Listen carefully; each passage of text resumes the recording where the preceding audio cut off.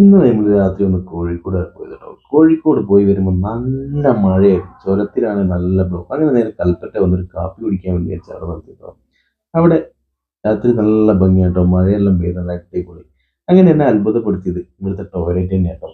Toilet കാണാൻ തന്നെ എന്ത് വൃത്തിയാണ്, ആ ടൗണിന്റെ നടുക്ക്. അങ്ങനെ അവിടെ നേരെ തൊട്ട് അപ്പുറത്ത് പോയി ഒരു കട്ടറൊക്കെ അടിക്കാം എന്നുള്ള കണ്ടീഷൻ നേരെ ഇങ്ങോട്ട് ചെന്നു കേട്ടോ. ഇങ്ങനെ അവിടെ ചെന്ന് ഒരു പരിപ്പുവടയും ഒരു ഗ്ലാസ് കട്ടൻ ചായയും അടിപൊളിയാണ് കേട്ടോ. രാത്രി ഉറക്കമൊഴിച്ച് വണ്ടി ഓടിക്കുമ്പോൾ ഇതൊരു വേറെ സുഖം തന്നെ. അങ്ങനെ ഞങ്ങൾ എല്ലാവരും അടിയനും അടിയന്റെ എച്ചിയും എല്ലാവരും കൂടി ഉണ്ടാക്കി ഒരു ചായ എല്ലാം കുടിച്ച് അവിടെ നല്ല കുറച്ച് നേരം വർത്താനൊക്കെ പറഞ്ഞിരുന്നു. കൽപ്പറ്റയുടെ സൗന്ദര്യമൊക്കെ ആസ്വദിച്ച് അങ്ങനെ കഥയൊക്കെ പറഞ്ഞ് അങ്ങനെ ചായയൊക്കെ കുടിച്ച് നേരെ അവിടെ നിന്ന് ഇറങ്ങാൻ നോക്കുമ്പോൾ നല്ല മഴ.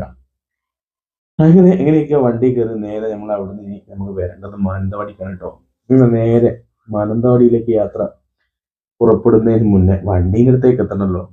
എങ്ങനെ നോക്കിയിട്ട് നടക്കുന്നില്ല, പിന്നെ ഒന്നും നോക്കില്ല, ഒറ്റ നടത്തം നേരെ വണ്ടിയിലേക്ക്. അങ്ങനെ വണ്ടി കയറി എല്ലാവരും വണ്ടിയിലേക്ക് ഓടുന്നുണ്ട്. അങ്ങനെ നേരെ വന്നു അളിയന്റെ വീട്ടിലെത്തി. അവിടെ നിന്ന് ഒരു ചായ എല്ലാം കുടിച്ച് അവിടെ നിന്ന് നമ്മളങ്ങനെ പിരിഞ്ഞു കേട്ടോ. രാത്രിയപ്പം 1 മണി കഴിഞ്ഞ് ഏകദേശം.